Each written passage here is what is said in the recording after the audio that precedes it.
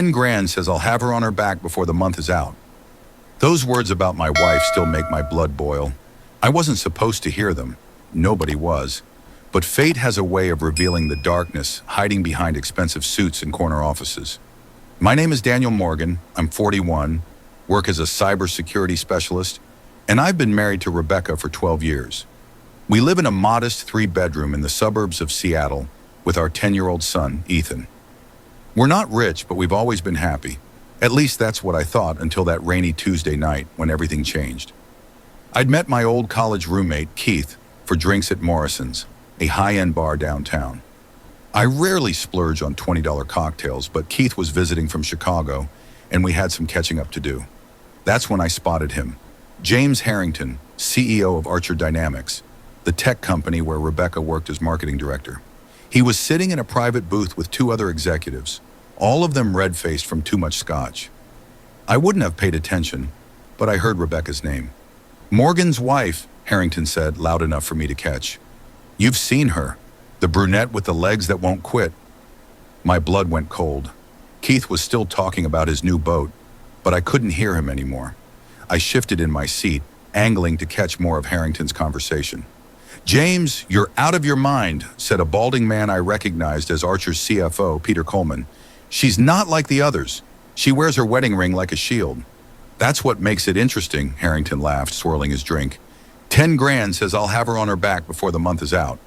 You're on, said the third man, someone I didn't recognize, but only because I enjoy watching you lose money. They clinked glasses and I felt something dark and primal awaken inside me. Dan, you okay? Keith was staring at me. You look like you've seen a ghost. I downed my whiskey in one gulp. I think I just did. When I got home, Rebecca was curled up on the couch, laptop balanced on her knees working on a presentation. Her dark hair was pulled back in a messy bun, and she was wearing my old college sweatshirt. She looked up and smiled when I walked in, but her expression quickly changed. What's wrong? She asked, closing her laptop. You look terrible. I sat beside her, my hands shaking slightly. I saw Harrington tonight, at Morrison's. Her smile faded. And? He was with Coleman and some other guy. They were talking about you, Beck. Rebecca tensed. She'd mentioned Harrington's wandering eyes before, how he'd stand too close during meetings or find excuses to touch her arm when speaking. Nothing she couldn't handle, she'd assured me. What did he say? She asked quietly. He made a bet. $10,000 that you and he would... I couldn't finish the sentence. Rebecca's face flushed with anger. He what? He bet he could seduce you before the month ends. Rebecca stood abruptly, pacing our living room. That arrogant, disgusting bastard. I knew he was creepy, but this is criminal. We should report him, I suggested. Go to HR tomorrow. Rebecca laughed bitterly. HR? Coleman runs HR, Dan. They're drinking buddies, and I'm just a woman crying harassment against the Golden Boy CEO who tripled company value in 4 years. Then quit. We'll figure out the money. No, she said firmly. I worked too hard for this position. I'm not giving it up because some entitled prick thinks I'm part of his midlife crisis fantasy. I stood, taking her hands in mine. Then what do we do? A dangerous smile spread across her face, one I'd never seen before. We make him regret ever saying my name. That night, as Rebecca slept beside me, I lay awake, a plan forming in my mind. Harrington had no idea who he was dealing with. By day, I was a corporate cybersecurity consultant. But my real expertise, the skills I didn't list on LinkedIn, came from 5 years working for a government agency that officially doesn't exist. If Harrington wanted to play games, I'd show him what happened when you target the wife of someone who used to hack foreign intelligence services for a living. Game on. The next morning, I called in sick and set up Command Central in our home office. First step, reconnaissance. I needed to know everything about James Harrington, his schedule, habits, weaknesses, secrets. The digital trail people leave is astonishing if you know where to look.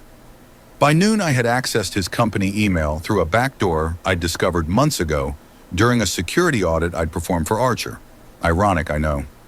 Most of his messages were standard business communications, but a folder labeled personal revealed a pattern of inappropriate exchanges with female employees.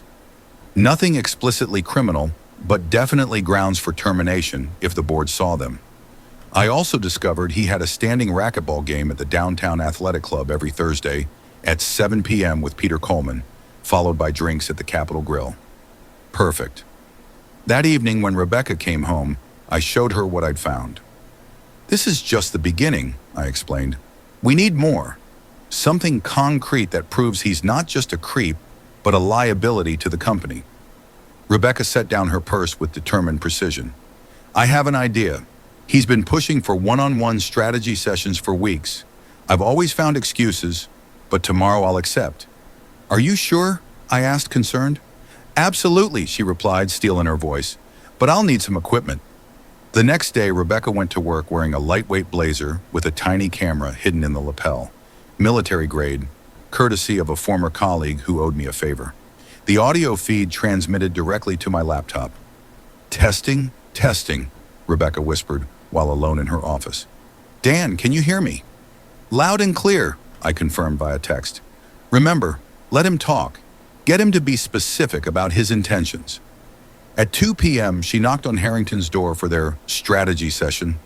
Through the camera, I watched him look up from his desk, his face lighting up with predatory satisfaction. Rebecca, come in. Close the door behind you, would you? She did, moving to sit in one of the chairs across from his desk. No, he said, patting the couch against the wall. Let's be comfortable. This could take a while. Rebecca hesitated, then sat on the couch.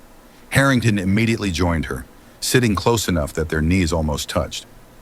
I've been reviewing your proposal for the Carter account, he began, his tone professional, but his eyes repeatedly dropping to her legs. Impressive work. Thank you, Rebecca replied coolly. I think it's our best chance at landing an 8-figure client. Agreed, but I'm more interested in your thoughts on the Watson strategy. Perhaps we could discuss it over dinner tonight? Rebecca tilted her head. Dinner?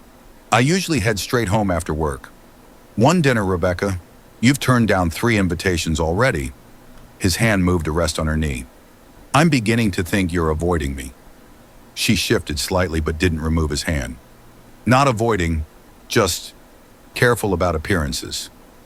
Harrington laughed. Appearances? We're both adults. There's nothing wrong with 2 colleagues having dinner. And is that all it would be? Rebecca asked pointedly. His smile widened as his hand slid slightly higher. That depends entirely on chemistry, doesn't it? And I think we have plenty. Rebecca removed his hand, but gently. James, I'm married. So? Marriage is just a piece of paper. It doesn't have to stop you from enjoying life's pleasures. He leaned closer. I see how unhappy you are. How underappreciated. Your husband works in what? IT? He can't possibly understand the pressures you face, the ambitions you have. I felt my fist clench as I watched, but Rebecca remained calm. You seem very confident about my marriage, she observed. I'm good at reading people, Rebecca. It's why I'm successful. He stood, walking to a cabinet where he retrieved a bottle of whiskey and 2 glasses. Drink? No, thank you. It's a bit early for me. He poured himself a generous measure anyway. You know, I'm heading to the Archer Lodge in Aspen this weekend. Beautiful place. Private. The company jet leaves Friday evening. He took a sip, watching her over the rim of his glass. You should join me. For work? Rebecca asked innocently. Harrington laughed. Let's call it a performance review. One that could significantly impact your year-end bonus. Perhaps even a promotion to VP. Are you suggesting my professional advancement depends on joining you in Aspen? His expression hardened slightly. I'm suggesting that those who understand how business really works tend to advance faster. Those who don't, well, they often find themselves plateauing. The threat was clear. I watched Rebecca's hands clench briefly before she relaxed them. I'll think about it, she said, standing to leave. Harrington caught her arm. Don't think too long. The offer expires Friday at 5 p.m. His voice dropped. And Rebecca, this conversation remains between us. Discretion is another quality I value in my executives. When she returned to her office, she whispered into the camera. Did you get all that? Every word, I confirmed via text. Come home. We need to plan our next move. That night, Rebecca and I sat at our kitchen island, reviewing the footage. The images were crystal clear. the audio damning. "It's a solid start," I said, "but not enough. We need him to be more explicit about the quid pro quo." "Trust me, he will be," Rebecca said grimly. "He's getting impatient. His 30-day window is closing, and he has 10 grand on the line." "I still think we should go to the board with this." Rebecca shook her head. "The board members are his golf buddies. We need something nuclear, something they can't ignore." I nodded, then laid out my plan. "Tomorrow's Thursday. Harrington will be at the downtown athletic club for racquetball, then the Capitol Grill. While he's occupied, I'll access his office." Rebecca's eyes widened. "Breaking and entering now? That's a felony, Dan." "It's not breaking if I have legitimate access to the building," I pointed out. "I still have the security credentials from when I did their system audit last year. As far as anyone knows, I'm just there working late." "And what exactly are you looking for?" "Evidence of financial misconduct, sexual harassment settlements, anything that makes him a liability the board can't protect." Rebecca bit her lip. "This is getting dangerous." "More dangerous than being alone with him in Aspen?" I countered. She conceded the point with a nod. "Be careful. If you're caught—" "I won't be," I assured her. "This is what I used to do, remember?" The next evening, I parked 3 blocks from Archer headquarters, wearing khakis and a button-down shirt, standard IT consultant attire. I carried a laptop bag containing various tools of my former trade, a specialized USB drive loaded with custom software, a signal jammer, and a device that could clone security cards. The night guard barely looked up when I scanned my credentials. "Working late, Mr. Morgan?" "Server upgrade," I explained with a tired smile. "The glamorous life of IT." "Better you than me," he chuckled, returning to his sports magazine. Harrington's office was on the top floor, corner suite with glass walls offering panoramic views of the Seattle skyline. The door required both keycard access and a code, but I'd anticipated this. During my security audit, I'd installed a discrete backdoor in the system, standard procedure to test vulnerability, but one I'd forgotten to remove afterward. Inside, I worked methodically. First, I connected my specialized drive to Harrington's computer, bypassing the login screen. My software began copying his hard drive while I searched his physical files. The third drawer of his desk was locked. Using a set of picks disguised as a pen, I had it open in seconds. Inside was a folder labeled HR Special Cases. Bingo. The folder contained settlement agreements with 3 former female employees. Each had received substantial payouts in exchange for signing NDAs regarding Harrington's alleged misconduct. The company had paid, protecting their Golden Boy CEO from scandal. I photographed every page, then continued searching. In a hidden compartment beneath his desk, I found a small notebook containing what appeared to be a second set of financial records. Flipping through it, I discovered evidence of embezzlement. Harrington had been skimming from the company's European operations, transferring funds to an offshore account. Suddenly, my phone vibrated. A text from Rebecca. "Emergency, H left game early, heading back to office now." My heart raced. Harrington was supposed to be drinking whiskey with Coleman 5 miles away. I quickly replaced everything exactly as I'd found it, disconnected my drive, and erased all evidence of my presence. Just as I was about to leave, I heard the elevator ding. No time for the main corridor. I slipped onto the balcony that wrapped around the executive floor, keeping low to avoid being seen through the glass walls. The October air was frigid 30 stories up, the narrow ledge slippery from earlier rain. Through the glass, I watched Harrington enter his office, Coleman trailing behind him. They seemed to be arguing. I couldn't hear their words, but Coleman's face was flushed with anger. Harrington dismissed him with a wave, and Coleman stormed out. Alone now, Harrington went straight to the hidden compartment where I'd found the notebook. He removed it, flipped through it with a concerned expression, then made a phone call. I needed to move. Carefully, I edged along the balcony toward the fire escape at the far end. One slow step at a time, back pressed against the building, trying to ignore the dizzying drop below. I was halfway there when my phone vibrated again. The movement was slight, but enough to throw me off balance. For one heart-stopping moment, I teetered on the edge. My hand shot out, grabbing a decorative outcropping. Pain lanced through my shoulder as I pulled myself back against the wall, heart thundering in my chest. After a few deep breaths, I checked my phone. "Where are you?" "H just called a late meeting for tomorrow. Mandatory. I didn't respond. Couldn't risk any more distractions. 20 excruciating minutes later, I reached the fire escape and made my way down to an empty service alley. Only when I was safely in my car did I text Rebecca back. Got something big, home in 30. When I walked through our front door at 10:45 p.m., Rebecca nearly tackled me with a hug. Never do that to me again, she said, voice muffled against my chest. I thought you'd been caught. Not caught, I assured her, but it was close. Harrington showed up while I was still in his office. Her face paled. What? How did you? Balcony ledge, 30 floors up.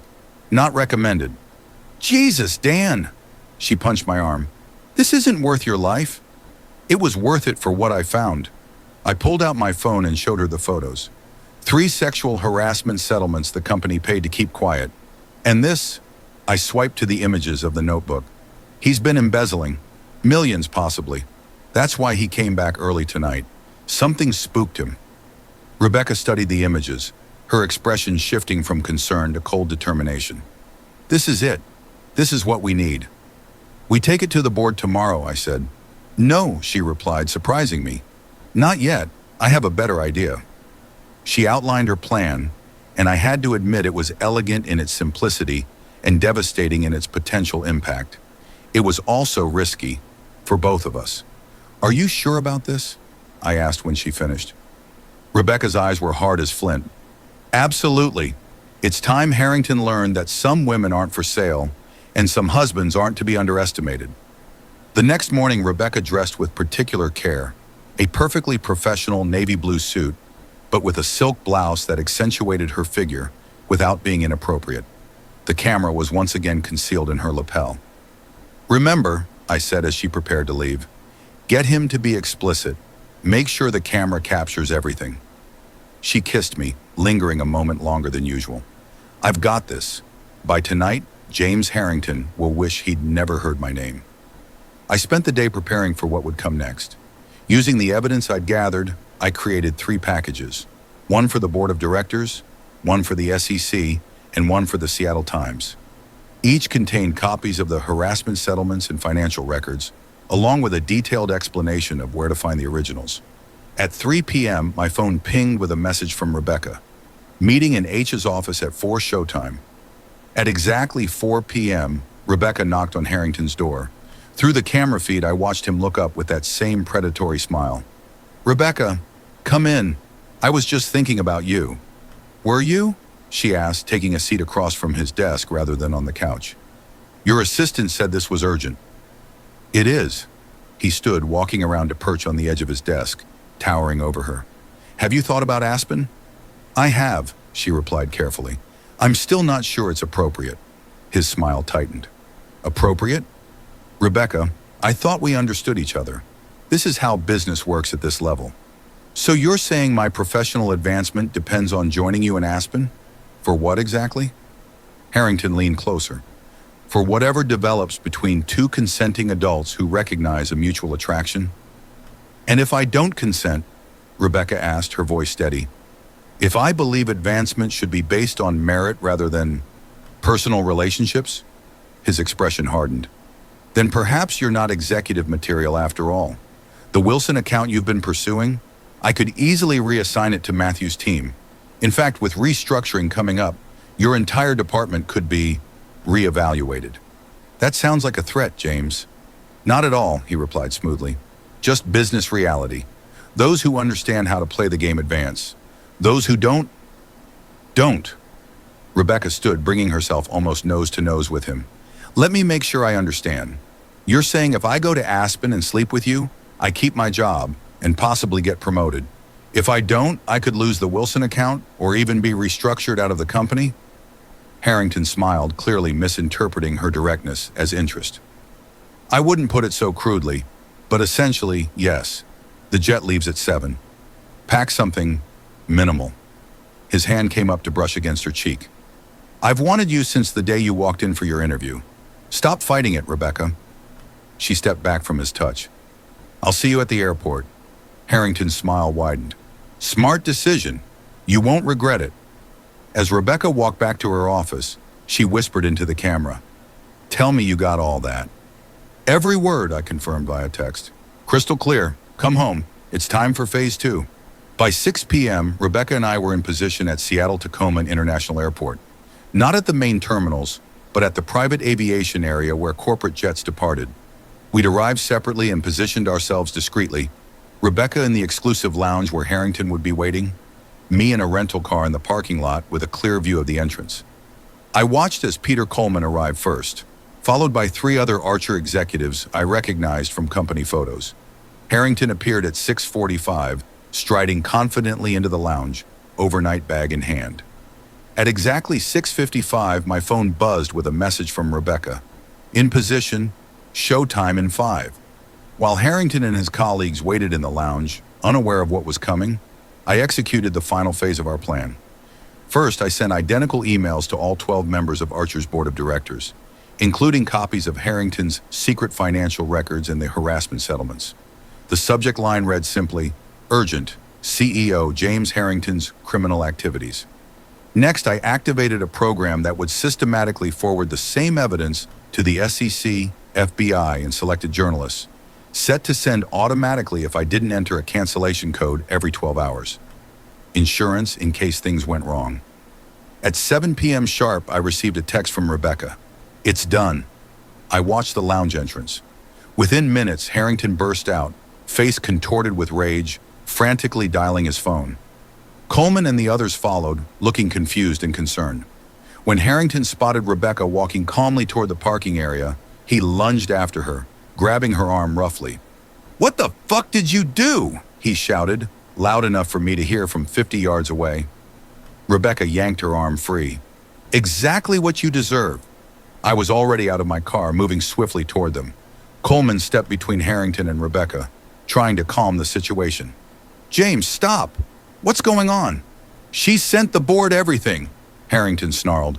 "The settlements, the books, everything, while we were sitting right there." Coleman's face drained of color. "What are you talking about? What books?" "Don't play dumb, Peter. You've known about the European accounts for years." The other executives were staring now, shock and dawning comprehension on their faces. "I haven't sent anything yet," Rebecca said calmly, "but I will if you ever touch me again." I reached them just as Harrington lunged for Rebecca a second time. I stepped between them, catching his wrist in a grip that made him gasp. "That's my wife you're putting your hands on," I said quietly. "Your wife is a fucking snake," Harrington spat. "Do you know what she did? She recorded our private conversations, threatened to expose confidential company matters." "You mean she recorded you demanding sex in exchange for job security?" I twisted his wrist slightly, enough to make him wince. "Or are you more concerned about the embezzlement evidence?" Coleman stepped forward. "Embezzlement? James, what is he talking about?" "Nothing. He's lying."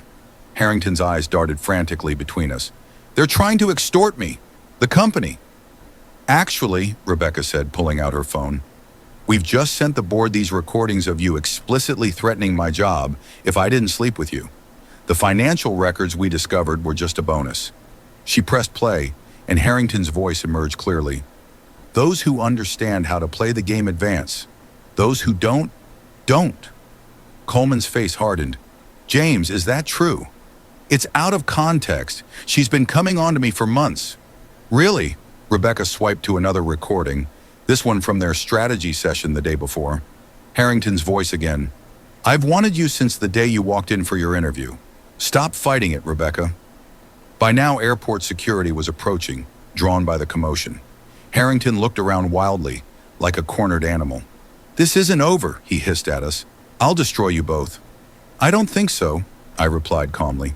"Not with what we have. But here's what's going to happen. You're going to resign quietly. You're going to forfeit your golden parachute and stock options. And you're going to never contact Rebecca again." "Or what?" he sneered. "Or tomorrow morning the SEC receives documentation of your creative accounting in Europe. The Times runs a front-page story on how Archer's CEO embezzled millions while sexually harassing female employees. And your wife, yes, we know about your wife in Bellevue and your girlfriend in Portland. They both received very interesting packages." The blood drained from Harrington's face. "You're bluffing." "Try me," I said, releasing his wrist and stepping back. You have until 9 a.m. tomorrow to announce your resignation. After that, we press send. Coleman, who had been listening intently, pulled Harrington aside. They engaged in a heated, whispered conversation, Coleman's expression growing darker by the second. Finally, Coleman approached us. Ms. Morgan, on behalf of Archer Dynamics, I want to personally apologize for this situation. I assure you the board will address it immediately. I'm sure they will, Rebecca replied coolly, now that they've received our email detailing everything we know. You sent it already? Coleman paled. Just to the board, I clarified. The rest stays private, provided our conditions are met. Coleman nodded tersely. I understand. I'll convene an emergency board meeting tonight. As we walked away, Harrington called after us, his voice breaking with rage and desperation. You think this is over? I made you, Rebecca. You're nothing without me. Rebecca turned, regarding him with perfect composure. Actually, James, I just unmade you, and I don't even want the $10,000 you bet on me. Consider it a severance package. You're going to need it. The headlines the next morning were everything we'd hoped for. Archer Dynamics CEO resigns amid misconduct allegations. Board announces internal investigation of financial irregularities. Tech giant faces turmoil, stock plummets following Harrington departure. Rebecca was placed on paid administrative leave during the investigation. Standard procedure, Coleman assured her, not punishment. 3 weeks later, when the internal review concluded, she was not only reinstated, but promoted to SVP of Marketing, reporting directly to the new CEO. As for Harrington, he disappeared from public view. His reputation in tatters, his assets frozen pending the SEC investigation, his wife filing for divorce after learning about his girlfriend. Last we heard, he was trying to rebuild his life in Phoenix, working for a distant cousin's struggling startup. 2 months after the showdown at the airport, Rebecca and I were enjoying a rare night out at Morrison's, the same bar where I'd overheard Harrington's bet. As we sipped our overpriced cocktails, a waiter approached with a bottle of champagne. Compliments of the gentleman at the corner table, he said. We looked over to see Peter Coleman raising his glass in a subtle salute. Should we be concerned? Rebecca asked quietly as the waiter departed. I shook my head. If Coleman wanted trouble, we'd never see it coming. When we opened the accompanying envelope, we found a cashier's check for $10,000 and a note that read simply, Bet paid in full, with respect. Rebecca laughed, a sound of genuine amusement rather than bitterness. What should we do with this blood money? I considered for a moment. Donate it to the Legal Defense Fund for workplace harassment victims? Perfect, she agreed, tucking the check away. A fitting end to this sordid chapter. As we clinked glasses, Rebecca's eyes met mine with a mixture of love and newfound confidence. You know what the strangest part is? In some twisted way, I'm almost grateful to Harrington. Grateful? To that sociopath? She nodded. Before this happened, I was just climbing the corporate ladder, playing by rules written by men like him. Now I'm helping rewrite those rules. She took my hand across the table, and I discovered that my IT nerd husband is actually James Bond with a keyboard. I smiled, squeezing her fingers. Just don't expect me to hang from any more balconies. My covert operations days are officially over.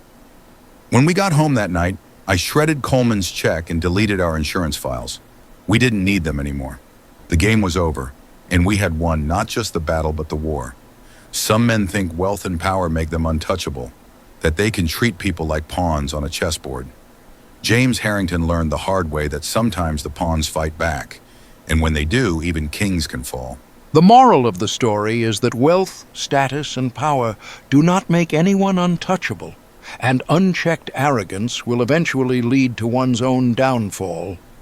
James Harrington viewed people as mere pawns on a chessboard, completely underestimating the loyalty of a strong woman and the hidden capabilities of her seemingly ordinary husband. Ultimately, the story highlights that true strength lies in a united partnership based on trust, and that those who abuse their authority will inevitably face justice when the people they try to exploit decide to fight back.